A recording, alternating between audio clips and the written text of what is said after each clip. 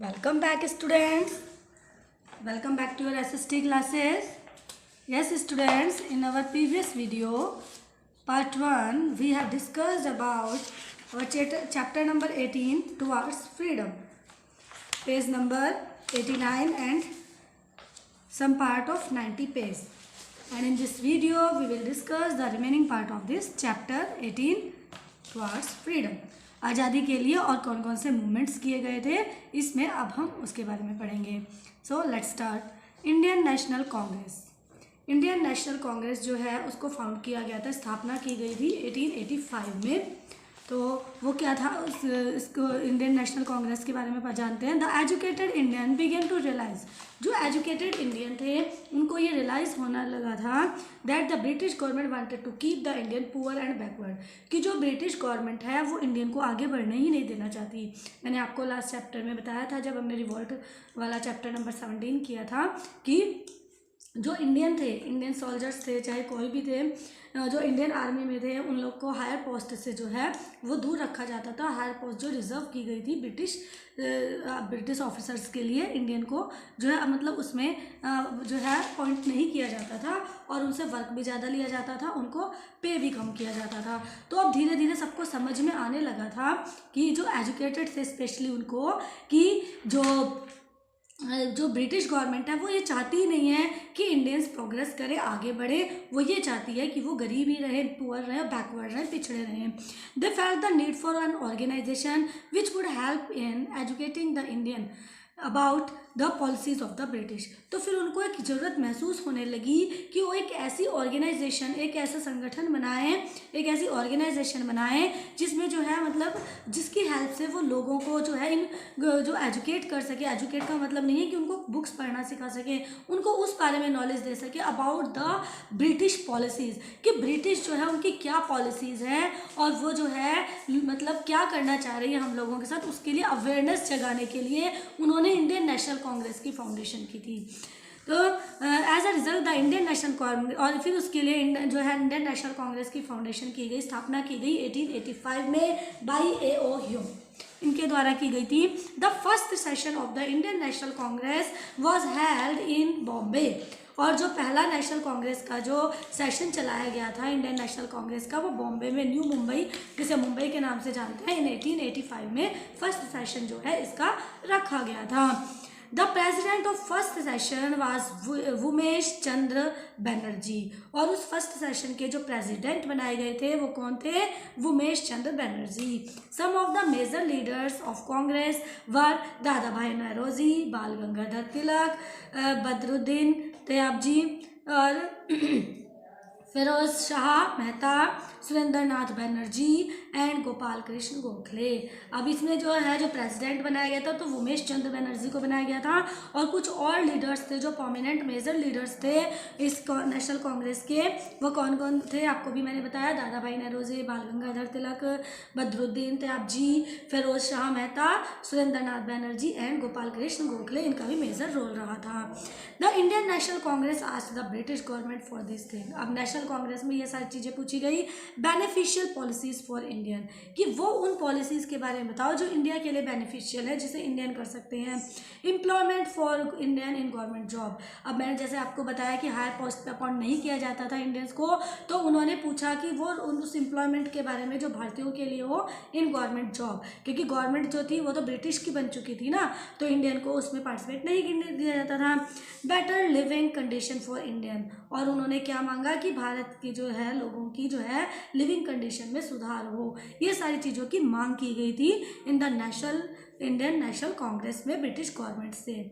The Congress leaders during the period opposed the British in a peaceful manner, so these leaders were called moderates. ये जो Congress leaders थे उस period के, जो पहले समय के थे, आधे समय के, उन्होंने ब्रिटिश से ऐसा नहीं कि लड़ाई झगड़ा किया, उन्होंने अपनी बातों को बहुत ही पीसफुली उनके आगे रखा ताकि वो उनको पीसफुली जो है समझौता कर सके.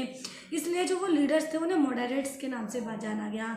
जिन लीडर्स ने अप्रोच की थी ब्रिटिश से और अपनी मांगे रखी थी, उन्हें क्या कहा गया? मॉडरेट्स कहा गया। देखो मॉडरेट्स लीडर्स कौन थे? कांग्रेस लीडर्स थे। Whose efforts were mainly based on negotiation with the British and improving policy and living condition for the people through peaceful means. और वो मॉडरेट्स उन्हें क्यों कहा गया? क्योंकि नेशनल कांग्रेस के जो लीडर्स जो पीसफुली समझौता करना चाहते थे, अपनी डिमांड्स को मनवाना चाहते थे, तो इसलिए उनको मॉडरेट कहा गया, क्योंकि बिना किसी जो है लड़ाई झगड़े के वो जो है अपनी डिमांड्स पूरी करवाना चाहते थे पीसफुली। उधर पढ़ेंगे हम रिवोल्यूशनरीज के बारे में। रिवोल्यूशनरीज जो क्रांतिकारी रहे हैं। Revolutionary were the leaders who believe that British could be overthrown only by force. अब देखो यहाँ मॉडरेट्स, देखो अलग अलग पार्ट्स में क्लासेस डिवाइड हो गया, क्लासीफाई कर दिया मॉडरेट्स में, रिवोल्यूशनरी में, रेडिकल्स में। अब देखो वो क्यों किया गया कि मॉडरेट्स के अंदर तो वो लीडर्स आते थे जो पीसफुली जो है वो प्रॉब्लम्स का सॉल्यूशन निकालना चाहते थे, लेकिन रिवोल्यूशनरी में वो लीडर्स आते थे जिनको इन बात पर पूरा विश्वास था कि जो ब्रिटिश है उनसे कोई भी काम जो है वो आसानी से नहीं करवाया जा सकता, वो फोर्सफुली ही उनसे ज़बरदस्ती जो है उनको हरा कर ही ये काम कराया जा सकता है। They formed small secret groups and the members were train to use arms. उन्होंने सीक्रेटली गुप्त रूप से क्या किया? कुछ ऐसे जो है ग्रुप्स बनाए, सीक्रेट ग्रुप्स जो है रहस्यमय ग्रुप्स बनाए और मेंबर्स को जो है उन्होंने जो है ग्रुप में उनको ट्रेंड किया टू यूज़ आर्म्स की मतलब वो जैसे गांधी जी चल रहे थे ना अहिंसा के मार्ग पर, लेकिन उन्होंने जो है उनको लड़ाई झगड़ा करना मतलब उन्होंने अपने सेल्फ डिफेंस करना सिखाया, किस तरह से आत्मसुरक्षा की जाए। Khudiram Bose was one such prominent revolutionary in the picture, you can see, आप पिक्चर में भी देख सकते हैं कि खुदीराम बोस जो थे इसी तरह के एक प्रोमिनेंट रिवोल्यूशनरी थे, क्रांतिकारी थे। ठीक है, अब रेडिकल्स कौन थे उनके बारे में जानते हैं। However the British paid little need to their demands. यहाँ तक कि जो है जो ब्रिटिश थे उन्होंने थोड़ा बहुत जो है ध्यान दिया जो है उनकी डिमांड्स के ऊपर। They continued their rules cruel policy, लेकिन फिर भी वो लगातार जो उनकी जो बेरहम नीतियाँ थी वो चलती रहीं, अत्याचार करना उन्होंने बंद नहीं किया। This gave rise to a new group of Congress leader called radicals, और इसकी वजह से एक नया ग्रुप कांग्रेस लीडर्स का निकल कर आया जिसे रेडिकल्स के नाम से जाना गया था। The radical wanted quick action, और जो रेडिकल्स में के अंदर जो लीडर्स आते थे इस वर्ग में वो बस जल्दी से एक्शन, क्विक एक्शन चाहते थे कि जल्दी से कोई एक्शन लिया जाए हमारी डिमांड्स के लिए। दे वांटेड टू स्ट्राइक, उन्होंने क्या किया? वो स्ट्राइक करना चाहते थे, हड़ताल करना चाहते थे, जैसे हड़ताल पर बैठ जाते हैं ना अनशन वो। And boycott the British government. बाल गंगाधर तिलक, Bipin Chandrapal and Lala Lajpat Rai were the important radical leaders. लाल बाल पाल के नाम से भी जाना जाता है, लाल फॉर लाल बहादुर शास्त्री, और जो है बाल गंगाधर तिलक एंड लाल बहादुर शास्त्री नहीं सॉरी लाला लाजपत राय, बाल गंगाधर तिलक एंड पाल के लिए कौन आता है? बिपिन चंद्रपाल। ये तीन जो थे इन्होंने इसके खिलाफ जो है बॉयकट कर दिया था, ब्रिटिश गवर्नमेंट को पूरी तरह से कट कर रहे थे, वो उनका खिलाफ थे वो उसके। तिलक गेव द फेमस स्लोगन, तिलक जो है बाल गंगाधर तिलक, उन्होंने एक जो है प्रसिद्ध नारा भी उनका है जो आज भी जानते हैं हम सब, Swaraj is my birth right, कि स्वराज मेरा जन्मसिद्ध अधिकार है, and I shall have it, और मैं उसे रखूँगा, यानी कि जो है अपना राज्य जो स्वराज है वो हमारा जन्मसिद्ध अधिकार है। पार्टीशन ऑफ बंगाल, अब देखो बंगाल का विभाजन कैसे हुआ। एज टाइम पास, जैसे जैसे समय बीतता गया, the Indian National Congress receive ट्रेमेंडस support from the Indians, धीरे धीरे नेशनल कांग्रेस के साथ बहुत जो है सभी का सपोर्ट मिलने लगा था, सभी भारतीयों का। As a result the British adopted a divide and rule policy. अब वो जो मैंने बताया था आपको लास्ट चैप्टर में, डिवाइड एंड रूल पॉलिसी का उन्होंने जो है जो इसको अडॉप्ट कर लिया था। British government in 1905 divided Bengal into two parts, one for the Muslims and the other for the Hindus। फिर उन्होंने उस पॉलिसी में जो है 1905 में जो है पार्टीशन हुआ था बंगाल का, बंगाल को दो पार्ट में डिवाइड कर दिया था, उनमें से एक पार्ट में मुस्लिम्स थे और दूसरे पार्ट में हिंदू थे। This gave rise to mass protests across the country. People boycotted British goods and pleaded to wear homespun cloth। उन्होंने क्या किया? दिस गेव, और इसकी वजह से जो हुआ था क्या जो है बहुत बुरी तरह से विरोध किया गया कंट्री में, लोगों ने जो है ब्रिटिश के जो भी सामान थे जो भी कपड़े थे उनको पहनने से मना कर दिया। और किस चीज़ के लिए कहा गया कि इसको बहिष्कार करने का, जैसे कहते हैं ना कि गांधी जी ने विदेशी वस्त्रों की होली जलाई थी, इस तरह की बातें सुनने में आती है ना। तो वो क्या था कि उन्होंने बॉयकट कर दिया था ब्रिटिश के सामान से, और उन्होंने ये प्रार्थना की थी इंडियन से कि वो अपने यहाँ का बुना हुआ ही खादी का कपड़ा पहने। द कांग्रेस लॉन्च द स्वदेशी मूवमेंट, और ये स्वदेशी मूवमेंट चलाया गया। स्वदेशी मतलब अपने देश का, मीन्स बाहर का हमें कुछ भी यूज़ नहीं करना है। अपने देश को अगर प्रोग्रेस देनी है, प्रोग्रेस लानी है अपने देश में, तो हमें जो है अपने देश का ही सब सामान यूज़ करना होगा, ताकि उसका मुनाफा भी इंडियन को ही मिल सके। और there were huge bonfires of British goods. अब ब्रिटिश गुड के तो बहुत बॉनफायर थे। The British try to suppress the movement. अब ब्रिटिश जो है वो जो है एक आंदोलन चला रहे थे, चलाने की कोशिश कर रहे थे उनके खिलाफ। महात्मा गांधी। अब महात्मा गांधी जी का क्या योगदान रहा है? Mahatma Gandhi was the greatest leader, Indian leader who led the Indian people in their fight from freedom, fight for freedom from the British rule. Mahatma Gandhi एक महान नेता रहे हैं हमारे कंट्री के, जिन्होंने लोगों को आगे बढ़ने के लिए, कि उनकी लड़ाई में आगे बढ़ने के लिए उकसाया, आज़ादी की लड़ाई के लिए जो ब्रिटिश रूल के खिलाफ थी।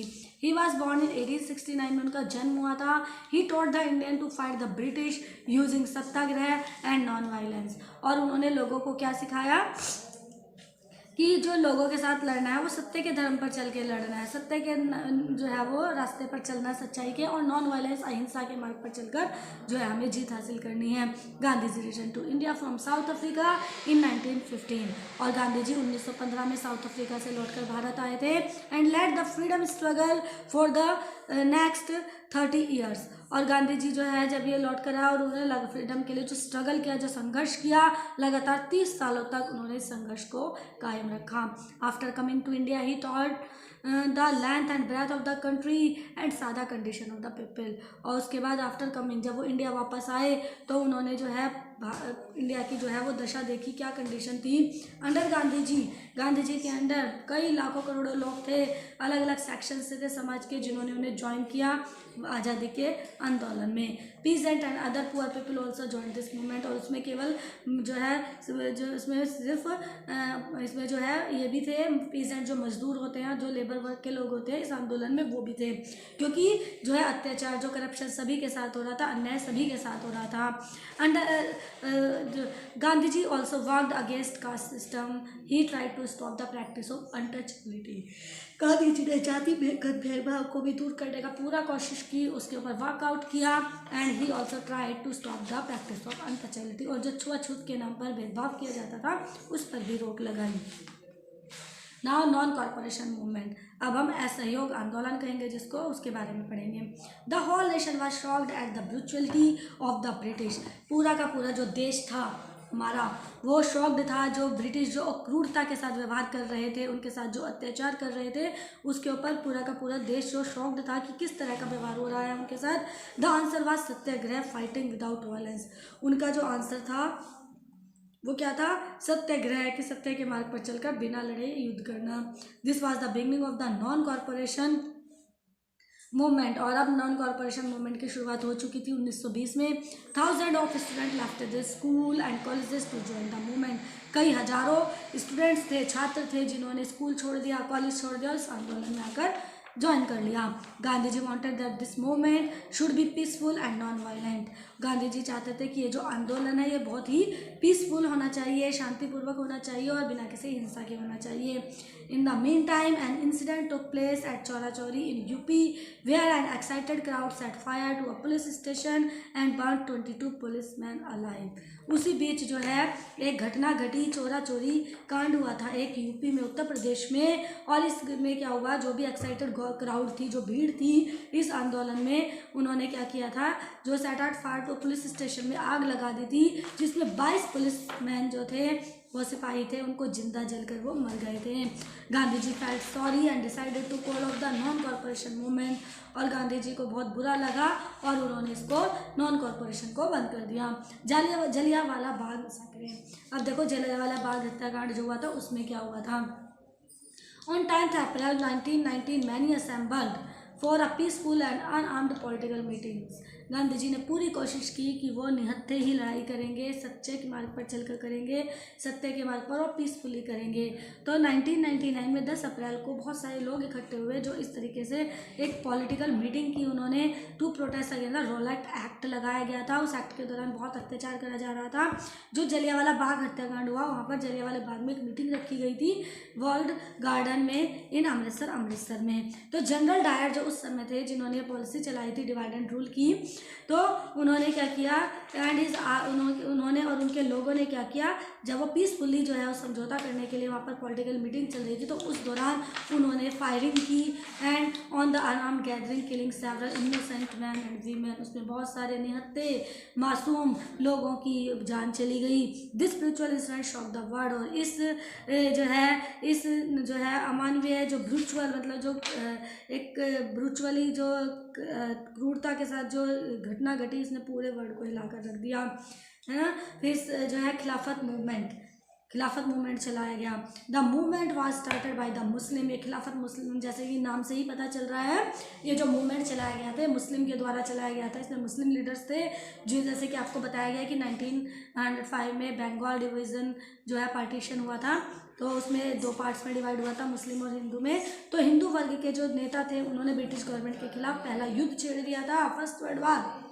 The British tried to gain support of the Muslims by promising them that the power of the Sultan of Turkey would not be taken away even after the war।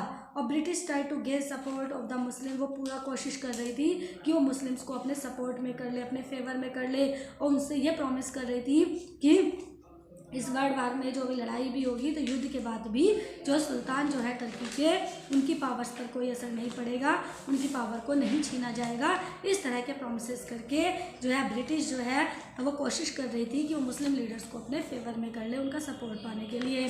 But the British did not keep their promise. लेकिन British जो थे वो तो बहुत ही कहना चाहिए कि वादे फरामोश थे, उन्होंने अपने वादे को नहीं निभाया। दिस एंगर्ड, और इसकी वजह से जो मुस्लिम थे उनमें रोष फैल गया, उनको नाराज हो गए, वो क्रोधित हो गए and they started the movement that is known as the Khilafat movement. उन्होंने उसके खिलाफ आंदोलन छेड़ दिया। In India to their war protest, और इंडिया में भी उसके बहुत सारे प्रोटेस्ट रहे, विरोध रहे। ओके, अब आपको ने जाना ना कि इंडिया ने कितना स्ट्रगल किया, हमारे इंडियन लीडर्स ने फ्रीडम को पाने के लिए। ब्रिटिश यहाँ पर आ तो गए लेकिन वहाँ से आसानी से नहीं गए, उन्हें इंडिया से बाहर फेंकने के लिए, बाहर भेजने के लिए, अपनी फ्रीडम को वापस पाने के लिए हमारे इंडियन जो लीडर्स थे उन सब ने कितना स्ट्रगल किया, तब जाके हमें फ्रीडम मिली। ठीक है, तो हमें इन सबको सल्यूट करना चाहिए। इनके स्ट्रगल, इनके एफर्ट्स के बाद ही हमें ये सब जो आज हम फ्री फील करते हैं, जो हम आज़ाद हैं, उन्हीं के एफर्ट्स की वजह से हैं। ओके फ्रेंड्स, नाउ ये चैप्टर कंप्लीट हो चुका है। In the next video we will meet with the new chapter. Till then bye bye, stay home, stay safe students.